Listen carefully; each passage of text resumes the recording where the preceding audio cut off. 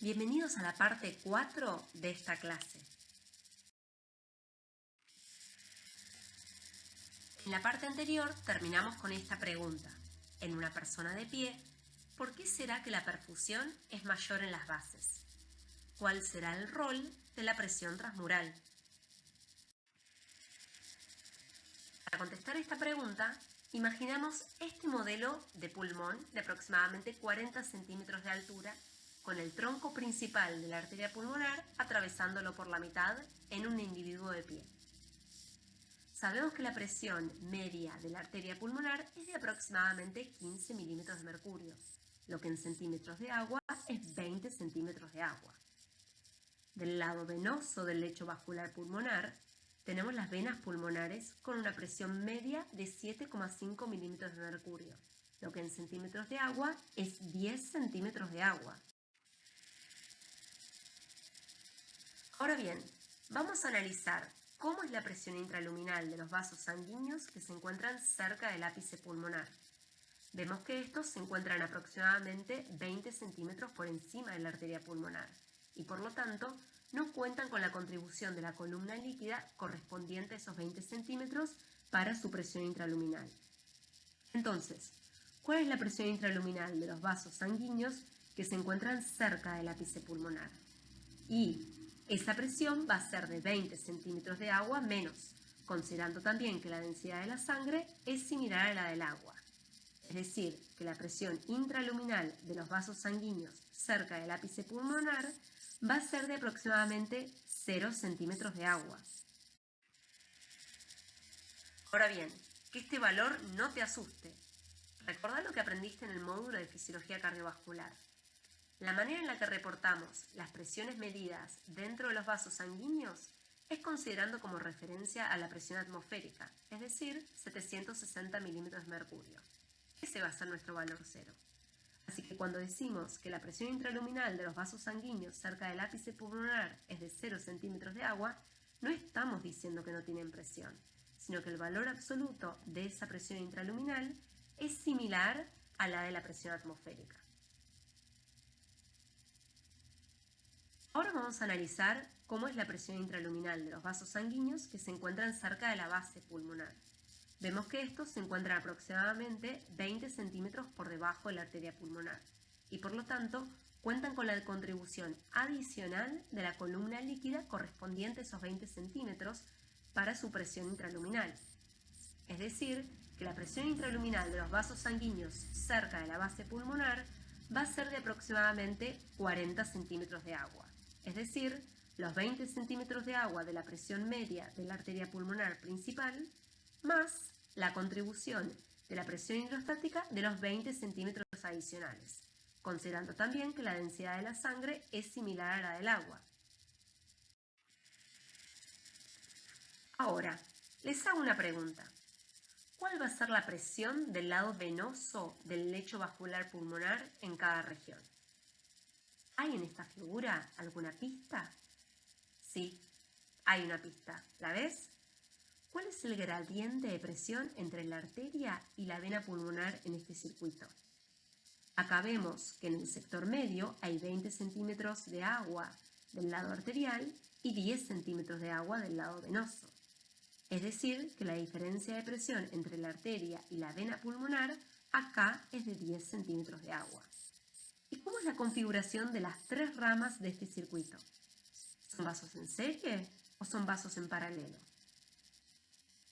Vemos que son vasos en paralelo.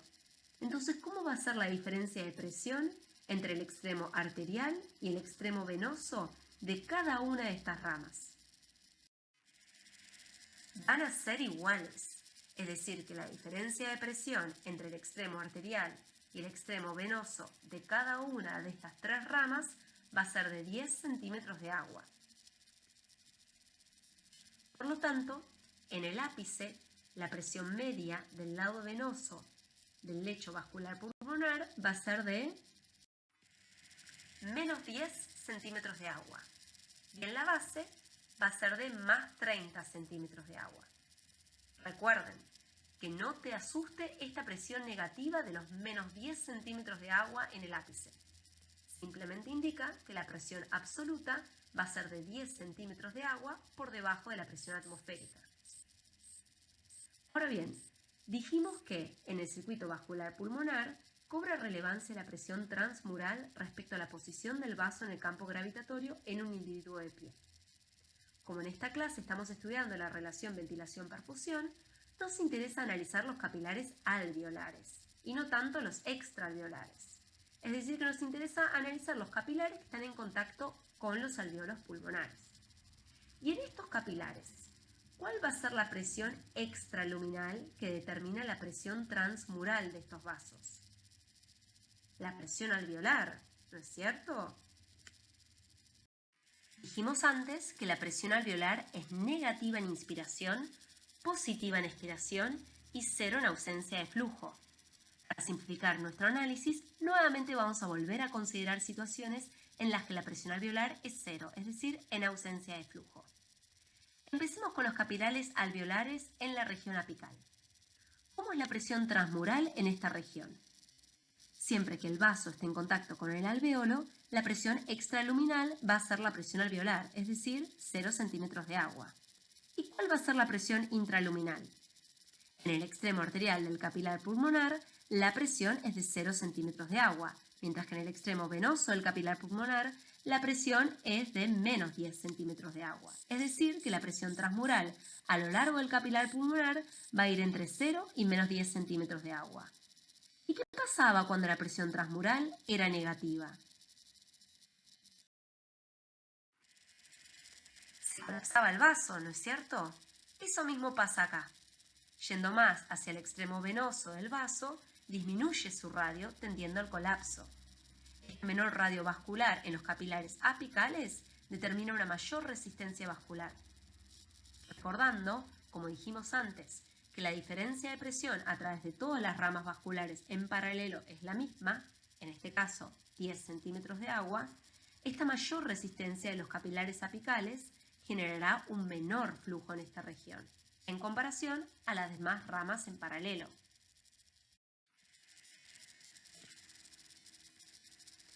¿Y cuál será la presión transmural en los capilares alveolares en la región media del pulmón? La presión extraluminal va a ser la presión alveolar, es decir, 0 centímetros de agua. Y la presión intraluminal va a ir desde el extremo arterial del capilar pulmonar, es decir, 20 centímetros de agua, al extremo venoso del capilar pulmonar, es decir, 10 centímetros de agua. Por lo tanto, la presión transmural a lo largo del capilar pulmonar va a ir entre 10 y 20 centímetros de agua. ¿Y qué pasaba cuando la presión transmural era positiva? Se dilataba el vaso, ¿no es cierto?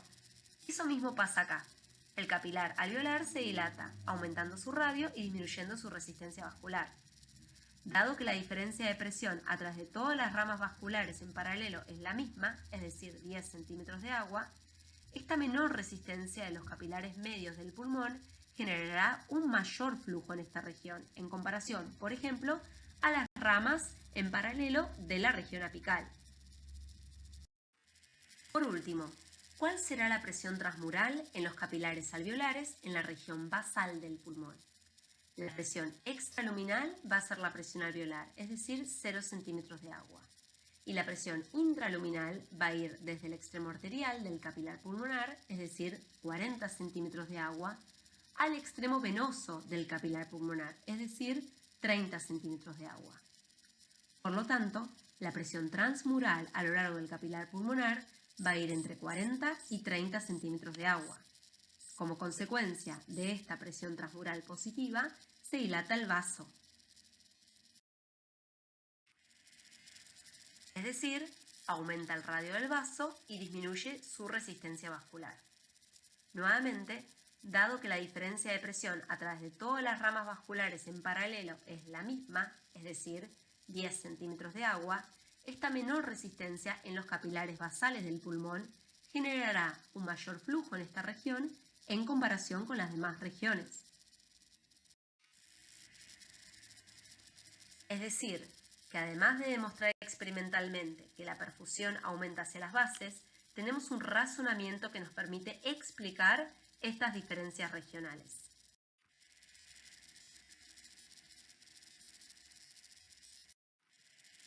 Y por supuesto que este modelo que planteamos como regiones individuales, que se llaman áreas de West, en realidad representan un espectro continuo, yendo desde capilares alveolares totalmente colapsados en el ápice hasta capilares bien distendidos en la base en un individuo de pie. En todos los casos estoy remarcando que esto se produce de esta manera en un individuo de pie porque solo en posición erguida tenemos una diferencia considerable entre el ápice, como punto más alejado del centro de la Tierra, y la base pulmonar, como punto más cercano al centro de la Tierra.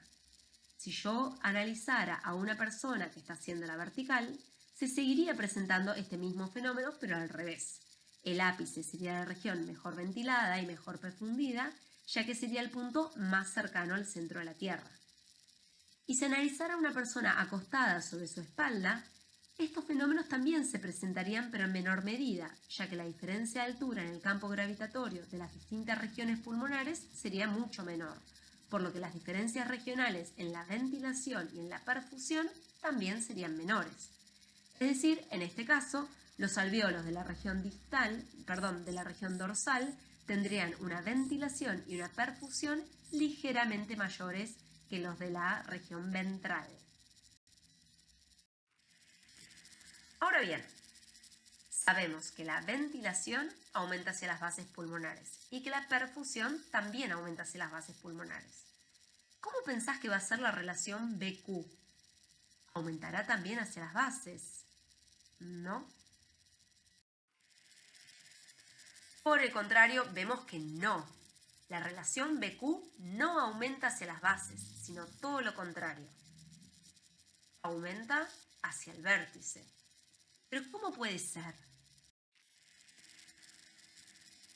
Por tratarse esta relación de un cociente entre magnitudes, no importa solamente el sentido del cambio de cada una, es decir, si aumenta o disminuye hacia las bases, sino la magnitud del cambio.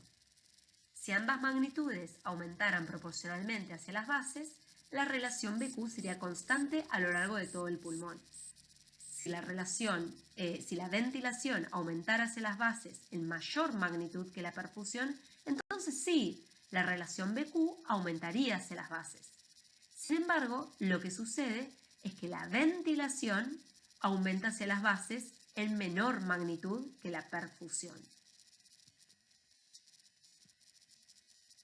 Es decir, de los dos fenómenos que describimos hasta ahora, de diferencias espaciales de una característica en particular, el que más grande es cuantitativamente en términos de diferencia espacial es la perfusión entre el ápice y las bases. Esto hace que la relación ventilación-perfusión disminuya hacia las bases. Esto lo podemos ver representado en este gráfico, donde el eje de la SI representan el flujo, que puede ser tanto ventilación como perfusión. Y el otro eje de la SI tenemos distintos valores que pueden asumir la relación BQ, yendo del 0 al 3. En el eje de las X tenemos la distancia en el campo gravitatorio, representado como el número de costillas yendo desde la base hasta el ápice pulmonar. Así, en este gráfico vemos que, si bien la ventilación aumenta linealmente hacia las bases y la perfusión también aumenta relativamente linealmente hacia las bases, la relación BQ aumenta hacia el ápice pulmonar de manera no lineal. ¿Y por qué habría de importarnos esto? Porque esto determina la composición gaseosa y por consiguiente el pH de la sangre que sale de los capilares de cada una de estas regiones pulmonares en un individuo de pie. Veamos cómo.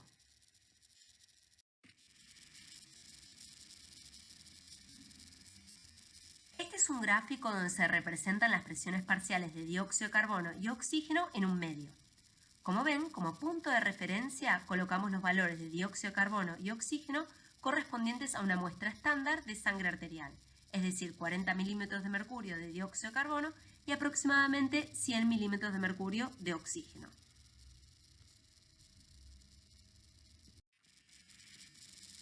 La sangre proveniente de capilares pulmonares con una baja relación BQ provendrá de lugares con una baja ventilación relativa y por lo tanto tendrá una baja presión parcial de oxígeno y una alta presión parcial de dióxido de carbono. Por el contrario, la sangre proveniente de capilares pulmonares con una alta relación BQ provendrá de lugares con una alta ventilación relativa y por lo tanto tendrá una alta presión parcial de oxígeno y una baja presión parcial de dióxido de carbono. Imaginemos ahora cuáles serían los valores extremos de esta gráfica. Por ejemplo, cuál sería el lugar con una relación BQ más baja.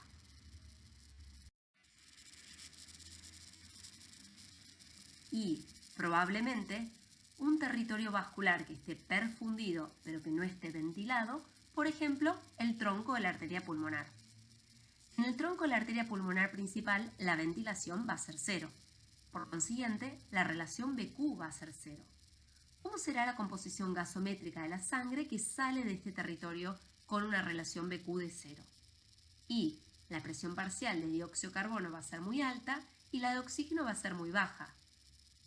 Este ejemplo extremo nos ayuda a entender cómo la sangre proveniente de regiones con relación BQ baja va a tener una presión parcial de dióxido de carbono que va a ser alta y una presión parcial de oxígeno que va a ser baja, tendiendo a parecerse en su composición gasométrica a la sangre que sale del tronco de la arteria pulmonar principal, donde la ventilación es 0 y, por consiguiente, la relación BQ es 0.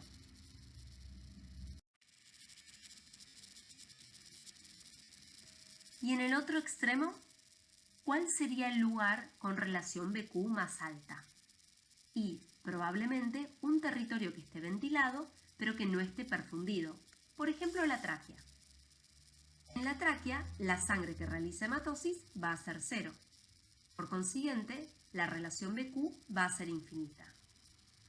¿Cómo será la composición gasométrica de la sangre que sale de territorios que tienen una relación BQ infinita? Y la presión parcial de dióxido de carbono va a ser muy baja y la presión parcial de oxígeno va a ser muy alta. Este ejemplo extremo nos ayuda a entender cómo la sangre proveniente de regiones con relación BQ alta va a tener una presión parcial de dióxido de carbono baja y una presión parcial de oxígeno alta, tendiendo a parecerse en su composición gasométrica a la tráquea, donde la perfusión es 0 y por consiguiente la relación BQ es infinita.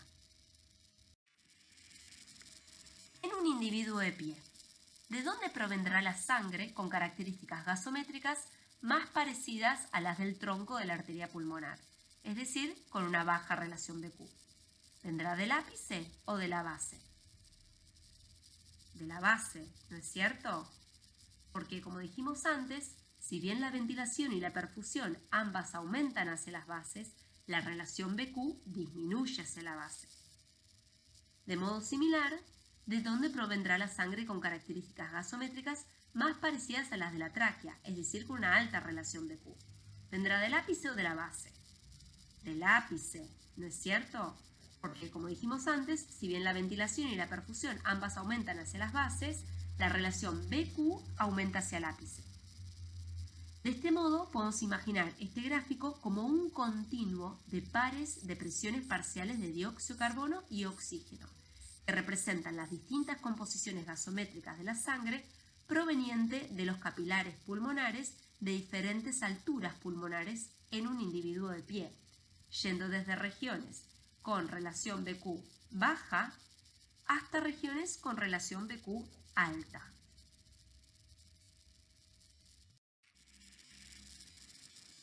Veamos otra manera de presentar esta información.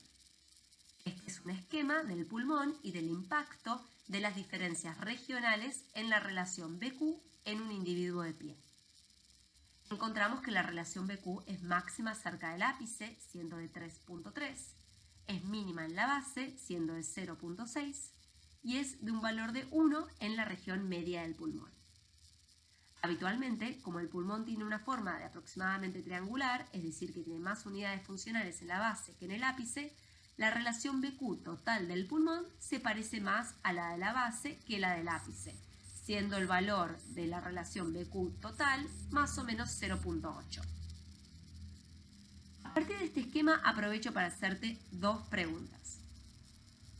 Primero, ¿cuál va a ser la relación BQ óptima para el pulmón?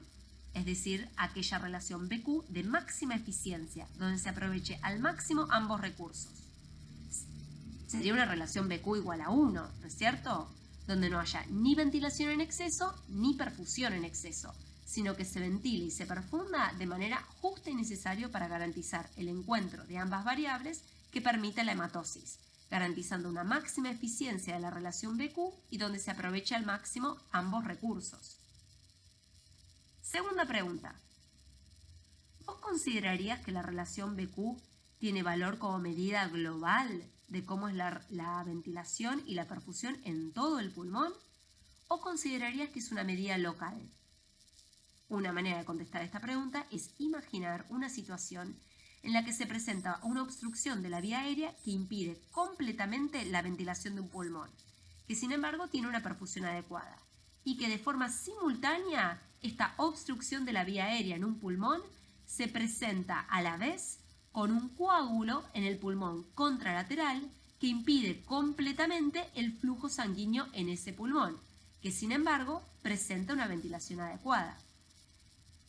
Es decir, que en este ejemplo extremo hay un pulmón que tiene una ventilación de 0 con una perfusión adecuada y otro pulmón que tiene una perfusión de 0 y una ventilación adecuada. En este caso, ¿cuál es la relación BQ? Es 1, ¿no es cierto? No, no es cierto. La relación BQ tiene valor como medida del encuentro local, punto a punto, entre el dióxido de carbono y el oxígeno. Es lo que permite realizar la hematosis.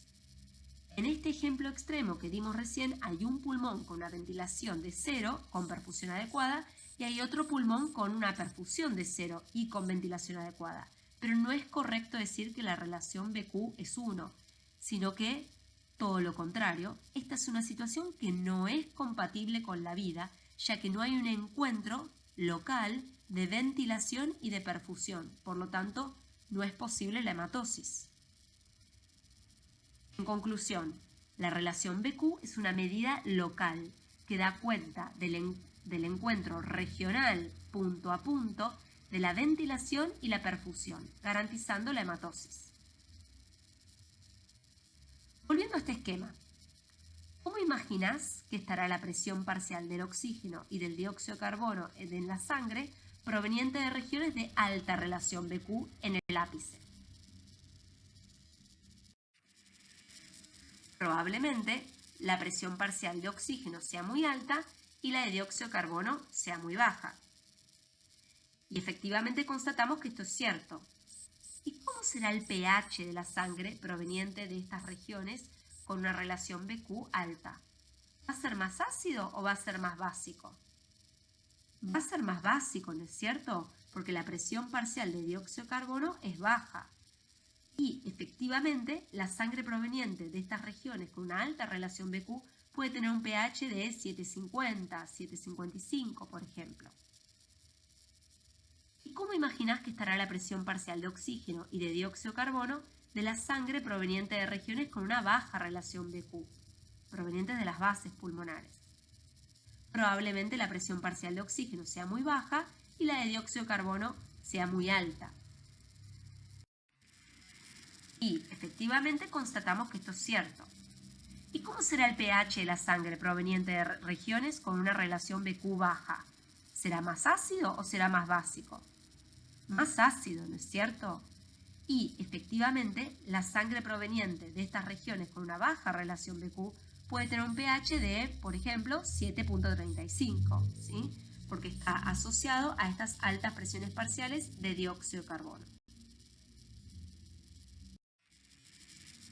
¿Y cómo podemos usar toda esta información clínicamente como médicos? Bueno, en tu caso, vos podés empezar intentando contestar esta pregunta a continuación. ¿Cuál de las siguientes condiciones podría generar hipoxemia por sí misma? ¿Una baja relación BQ o una alta relación BQ? Lo vamos a contestar en el siguiente y último video.